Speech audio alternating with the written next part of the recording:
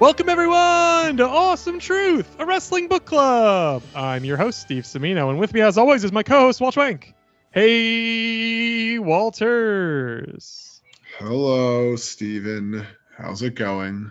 My friend, it is going very well. We are back on Awesome Truth, and we are headed to the cinematic world, Walt, to the movies. Although not really the movies, because this is not in theaters. Although Wikipedia claims this was released in theaters. It may have been released in like one theater, maybe in Canada. I want to say maybe for Chris Jericho, maybe. They put it out there. It is a Canadian movie, so it's award season, so you gotta have that weird loophole where if you show it in one theater once, technically it's a theatrical release. So you think this movie did that so they could still be eligible for the Oscars? I think so, yeah.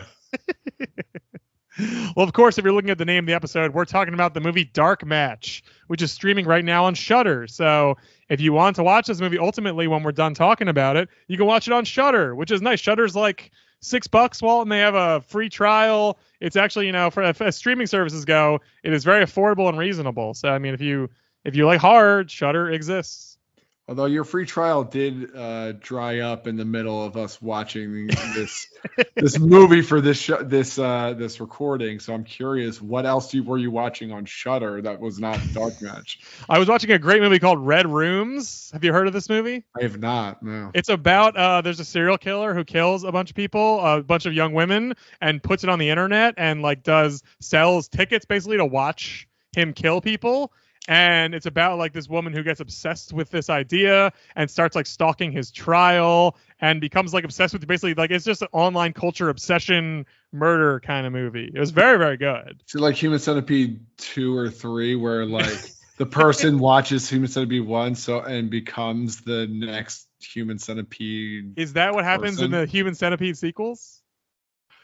In the Centipedeverse, I think that is the plot for one of the sequels. So it's like Saw, because that's what happens in Saw too. Is that one girl watches Jigsaw and becomes like Jigsaw 2.0, right?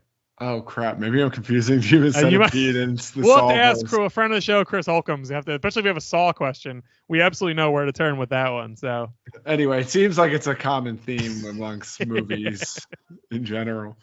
But we're not talking about Saw. We're not talking about any of that stuff. We're talking about Dark Match. Well, and the reason this is, a movie of note and something we're covering, obviously, if you can't tell from the title of the movie, it's about wrestling. It's a wrestling horror movie. Which we've covered on this show before to some extent in Pro Wrestlers vs. Zombies. Is that the title of that horrible movie? That sounds about right. Yeah, Pro Wrestlers vs. Zombies, I think it's called. It's in our archives, awesometruth.libsyn.com. That's a horrible movie, and that sort of set me up to think, well, this is going to be a horrible movie too, like another low-budget sort of cheap wrestling exploitation thing that only exists to sort of, suck in fans who are lazy and want to just watch some bullshit. But I will say, Walt, about Dark Match, not a good movie or certainly a great movie by any means. I think much better than I thought it was going to be going in. I think that it was a romp. I'll call it a romp.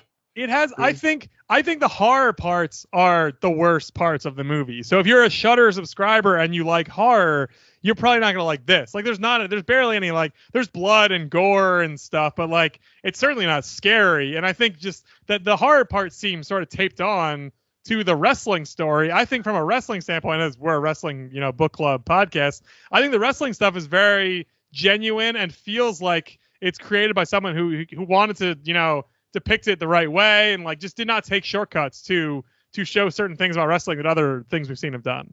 I agree with that. I think they actually came up with a bit with some level of thought of backstory with an understanding of how wrestling works. So characters were rooted in some level of this could actually be a wrestling league. Which I know is such a low bar, but I think you and I have mentioned this in real world and podcasts. It's you'd be surprised how often that movies and TV shows miss the mark on that very, very easy conceit. It's just you want your characters to feel like they're actually fucking wrestlers in a wrestling universe. Something like Heels too, the hit show Heels, formerly of Stars, now on Netflix, is, the whole conceit of the show is a wrestling league, a wrestling promotion, and it feels so contrived and like just very just in no way realistic. Which I get, it's a soap opera too, so like, it doesn't have to be gritty and real. But it's just, it just does not feel in any way like something that would actually happen. It feels manufactured for the sake of television. Whereas in Dark Match, like you said, it's not about the wrestling league by any means, but like they cast people who look like, maybe not real wrestlers, but like beaten down, sort of world weary indie types, like people who've been at this for too long and are never going to make it big necessarily. Like they clearly tried to cast people who might look that way. And I think they got the vibe really well of like, this is sort of like, as fantastical and stupid as the plot is, like, this is something that could in theory happen. Like, this is just, it's very true to some certain elements of wrestling. Like I said, I don't think they had to nail those parts of the movie the way they did.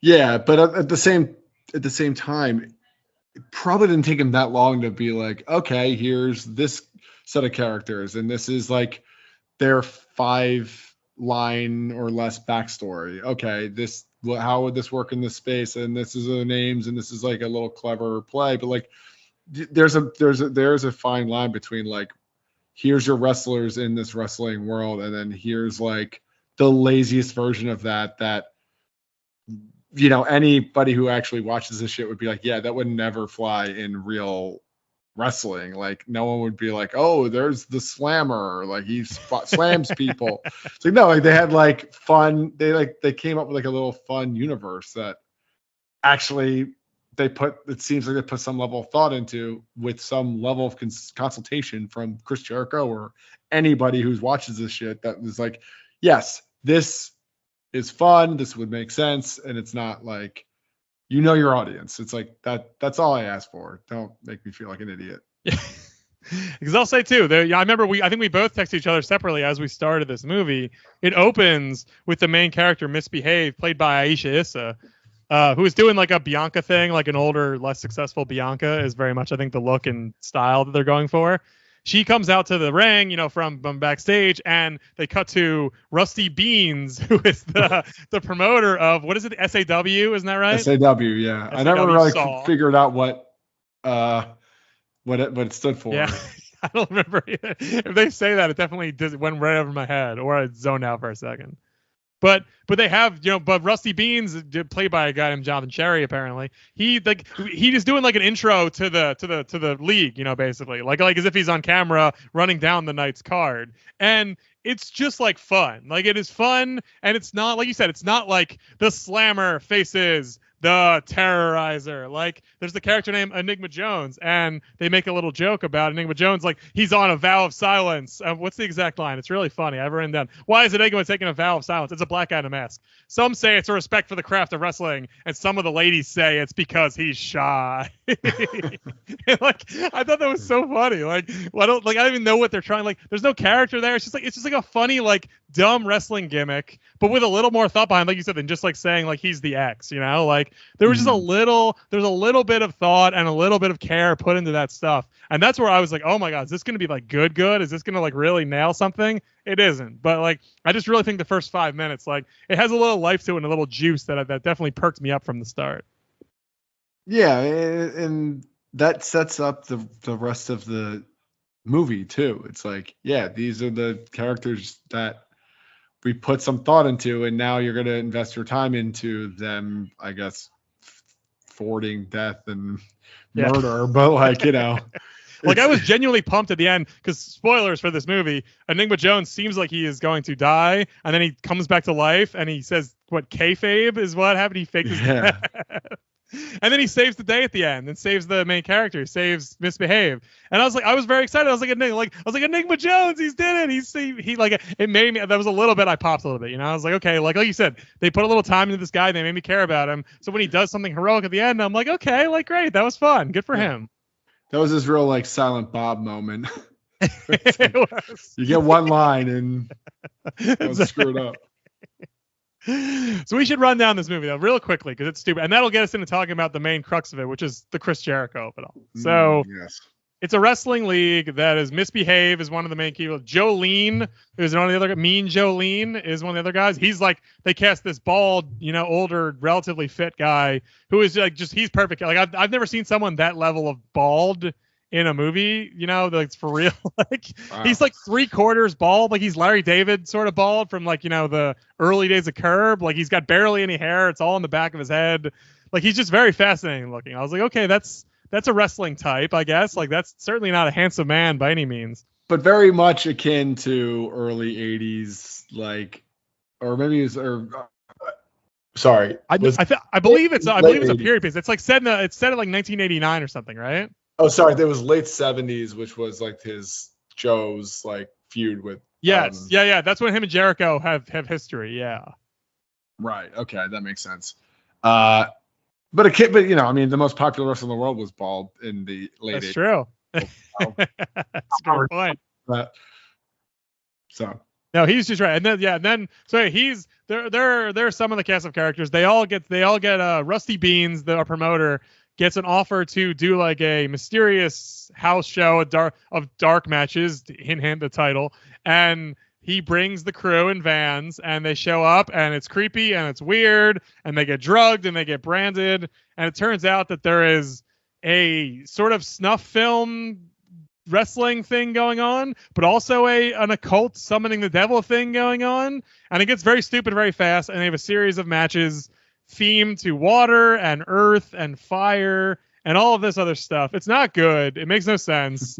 It shouldn't make sense. Like I didn't expect it all to fall together neatly, but it's weird and it makes no sense. But the main crux of it is that Chris Jericho, it turns out, is the prophet, the leader. He's the one organizing the sort of death cult of wrestling. And his motivation is, I was snubbed for the belt 10 years ago. And since then, I've been becoming basically pure evil. Is that right?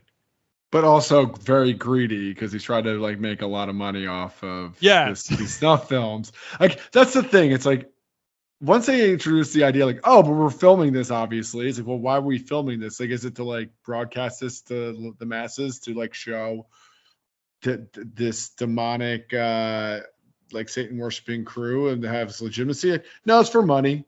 Like, oh, well, what are you gonna do with the money? Like, I thought because that was the thing that I was struggling with it. And just like, so is this like a big dog and pony show just to like make easy money? Or because like it seemed like half the characters were like hook, line, and sinker, or half like the evil wrestlers, the cult wrestlers. Yeah, they were like, yeah, we want Satan, and the other people were like, no, we want the money. It's like, well, which one is it? Because like.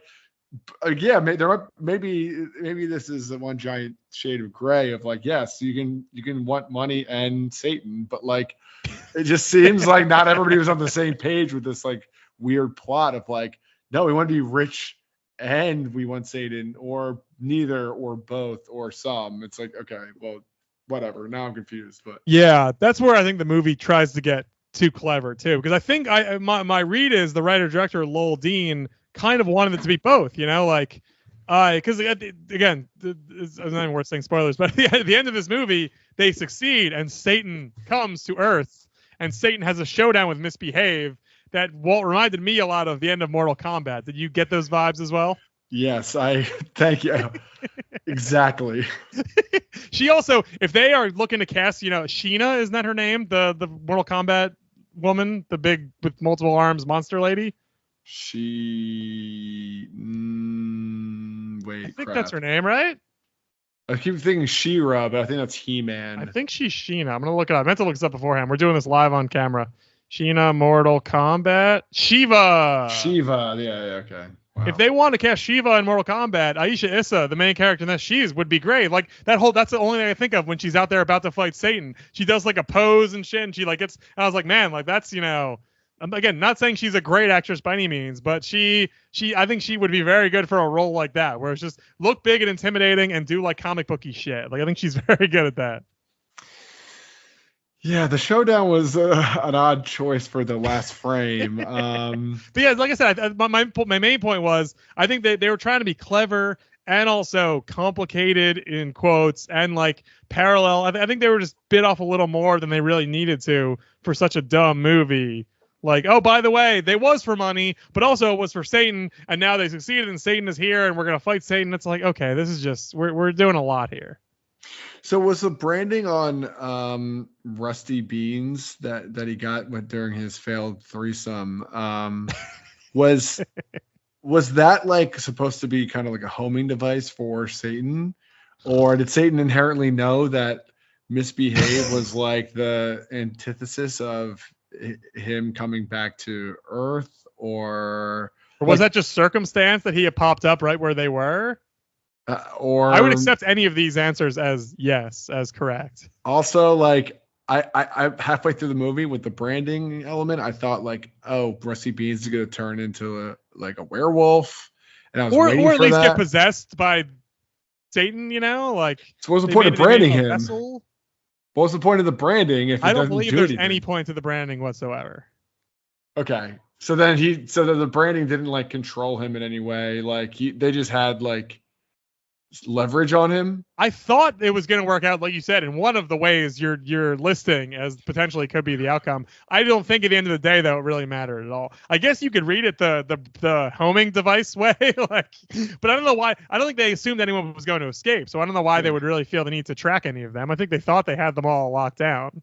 But also, why is Rusty Beans like Satan's target? Like he's clearly not like the big bad and all that. Like, if anything, like Joe would have made sense because he was the leader's antithesis in real life and in the ring and what had the big showdown and stuff. You're definitely asking too many questions about the movie Dark Match, which is good. That's why we're here. I must say, for podcasting, it's great, but outside of the podcasting world, that is way too many questions.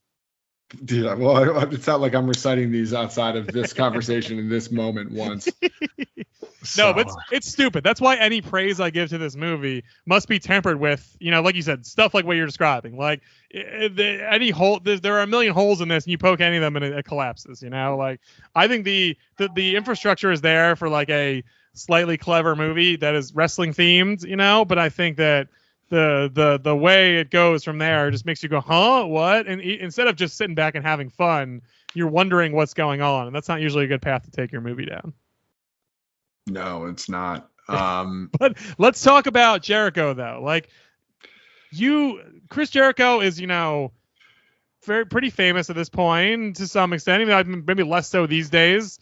He's in this movie. He's been in movies before. What did you think about Jericho in this particular picture? He's been in movies, aka he was in looking up right now. 10-second scene with MacGruber.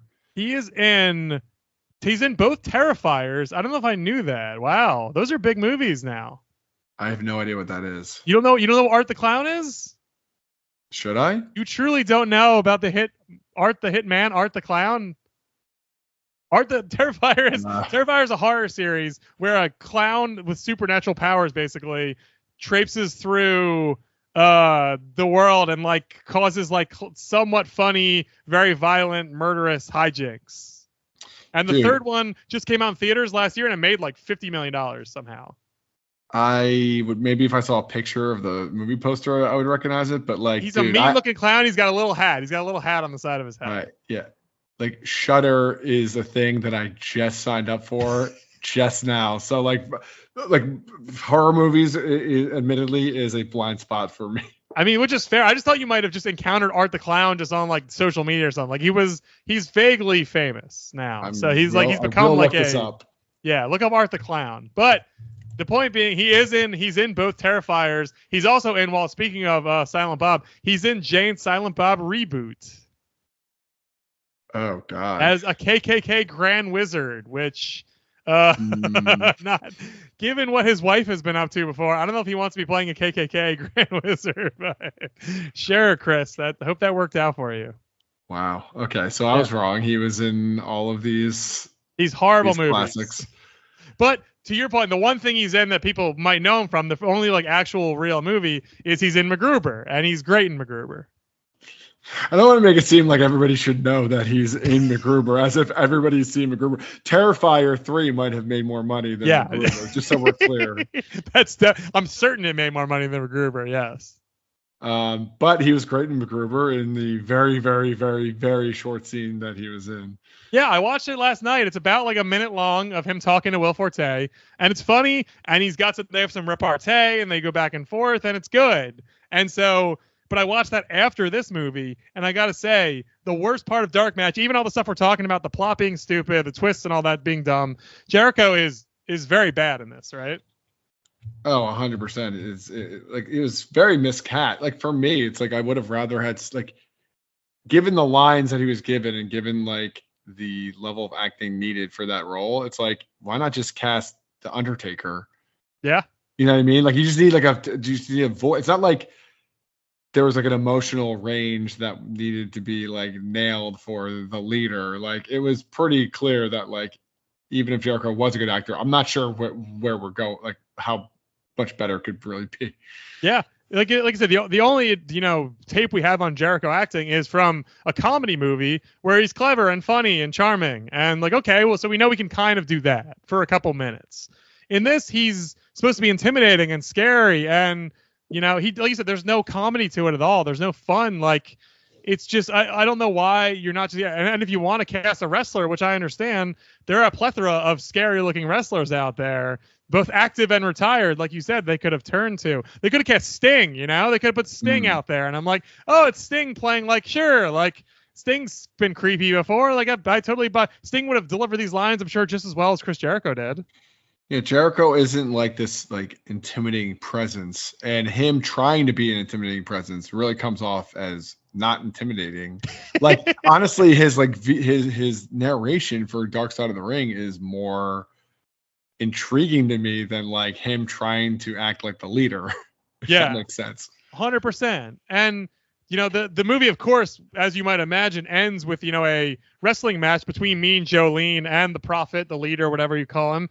And and I couldn't help but notice as they're doing that, as we've talked about on the show, Jericho is not really in great shape anymore. Fair, he's in his 50s, like he doesn't have to be ripped, but he's not looking that great. So he's not physically very intimidating. He looks like sort of a doughy, middle-aged man in there. Yeah. And I feel like the camera purposefully doesn't really show you his physique. Like I was watching pretty closely. I was like, they keep cutting away, and the way they're shooting him, they're only showing like above his nipples. So like I feel like they were actively like disguising, like he's got a little bit of a belly now, and he doesn't have much definition. So again, if you're going to cast a wrestler in that role, you think you want an aura of scary mystique, and you preferably want him to be jacked and strong and tough looking. If you don't get either of that from Chris Jericho, what's Chris Jericho doing in this movie? Yeah, and again, like where my head goes is like if he had a really deep voice that would really suck you into his like soliloquies or his monologues or whatever, like that would be a reason. But like his voice, like where he's more known for like just over the top Chris Jericho-ness as a character in the ring. Like I never would have taken him for like an intriguing. Like he's never done that role even wrestling. So like, like if Bray Wyatt is in that role, if he was alive for this, like that would make a lot of sense to me. But like, he has the look and he has the voice, but he's not tall, he's not jacked, he's not intimidating. His like, voice vocally. Sounds noticeably Canadian all the time. He's got a little Canadian lilt to it, which is just naturally not very intimidating. It takes the edge off when you hear that. You're like, oh, this is a nice Canadian man. Yeah. So swing and a miss. I mean, but I think the real question is why, like, is Jericho cast because he's a name, because he's still relevant? So asterisks.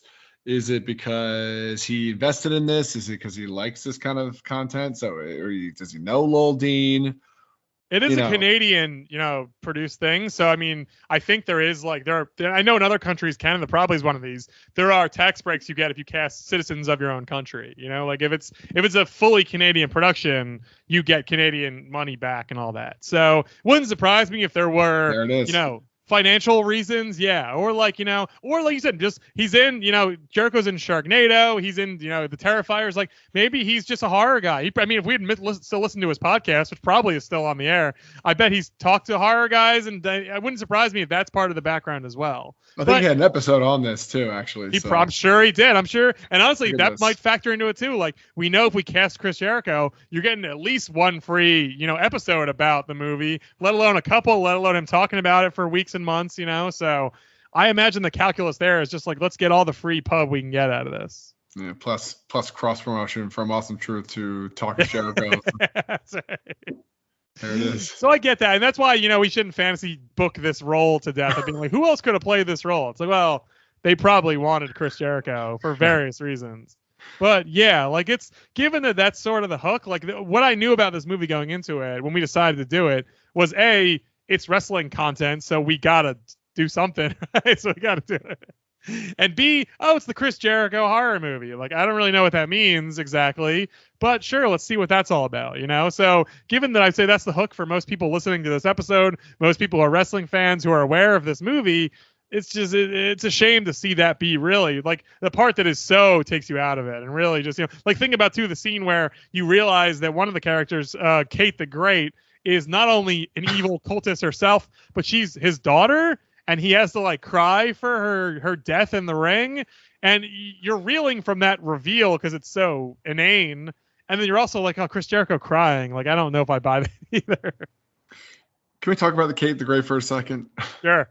What do you got on Kate the Great? Okay, so she's a wrestler in the SAW. She's their number one star, it seems like. Yeah, it seems like it's very much like heels and so not Ace Spade, but is it Jack or Ace Spade? Ace Spade. Yeah, Ace Spade. It's like being recruited actively by like everyone. It seems like clear that she is like going to go to whatever the WWF is. Which is funny because she seems like she's also like 38 years old. Yeah. But so as her father, a former wrestler, the leader, you would think this would be a great thing. But now because of the way the plot unfolds, where it's like, oh, she's actually in on it. Oh, she's actually the leader's daughter. Oh, she's lured in these wrestlers. And it feels like this like really big long con to like get them to this point of the sacrifice. It's like, what was the point of like, was that like it's like she had this bonding, like she was clearly a good wrestler that people were really excited about. And she could have just been like this like household name. Like it feels like we really stopped short a little bit as to like the reach of the leader by implanting her daughter into this world. Like, I don't know. Like maybe I'm just overthinking this one. No, like, holy shit! Like, was this a long con just to get them to the barn, or was this like something she was gonna do because her dad was a wrestler and that was like also has value to these people? Like, I don't know, but. Even more so when that scene was happening, the way this is why it's hard to say it's a good movie. When that scene is happening, you sort of Kate the Great and Misbehave start having a conversation, and you think that maybe they're going to find their way out of it together, but slowly Kate the Great starts saying weird things, and watching it I was like, wait a second, is she bad? The movie is very like weird about it. It doesn't really come out and say it for the longest time. It's very murky and unclear what's going on. They're fighting and and then it comes out that she's like, she suddenly just becomes bad.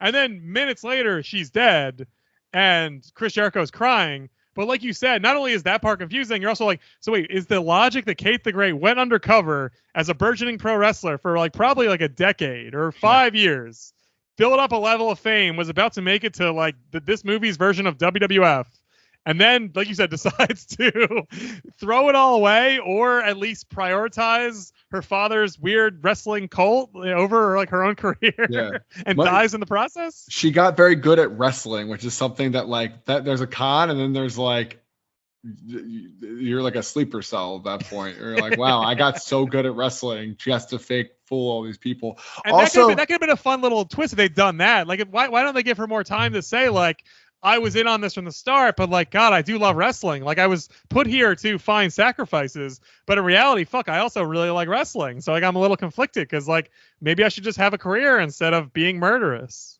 And I'm unclear why the leader was so heartbroken about putting his only daughter into the match that he knew was a 50-50 shot at death, sure death. And then like to be upset that she didn't win the non-fake fake fight. Like there's just a lot of like, dude, just don't put her in the match. And or good. Don't put her up against like another really tough lady too. Like find a jobber, you know, like you put her against the other star of the promotion who seems like a real badass. Like that's a big risk to take for no reason. Yeah, or stack the cards against that person so to ensure victory. There's no stacking at all. It's like you said, it's a true 50-50. They get like, you know, maybe she gets a few seconds of a jump on her by being, you know, secretly bad. But once that's over, they're just straight up fighting face to face. You know, it's really anybody's ball game.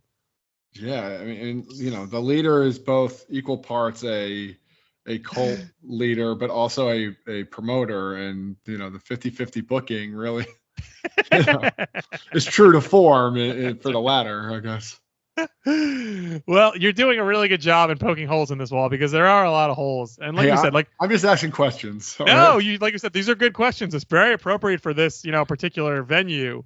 And, you know, as a, you know, certainly not a film critic of any sort of professional capacity, but a big film buff and, you know, person who's written about movies, like this is just not how it's supposed to work, obviously. You know, like, as you know as well, if anybody just from being a movie watcher, well, like the second you're wondering what is going on in the movie, you're out of the movie and it doesn't work anymore. And a movie this cheap and this dumb and this sort of made for, if not a streaming service, then with the idea just being appealing to wrestling fans / horror fans, it's not held to the same standard. Like no one thinks it's going to be an Oscar winner, but you could, like I said, there are parts of it where you're like, okay, this guy, Lowell Dean, the creator, seems to have a sense of like how this works. Like, I think the movie's shot pretty well. I think it looks pretty good. Certainly looks better than, like, again, Pro Wrestlers versus Zombies or like true no money, like dog shit entertainment. Like, it looks way better than that. Like, I think it has some moments where like, this is competent. Like, this person knows where to put the camera, how to maximize his pretty small budget, how to find some good actors who are interesting looking and unique.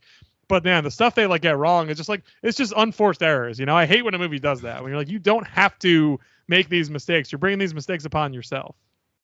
Yeah, I mean, I will say though that despite all the holes and stuff, it kind of, you know, obviously a horror movie like this with a level of camp or ridiculousness, like there's that suspension of disbelief, and also just like there's a latitude of ridiculous like plot holes that is acceptable. So like I wouldn't say this is like so far out of bounds from like that level of expectation from watching a low level horror movie.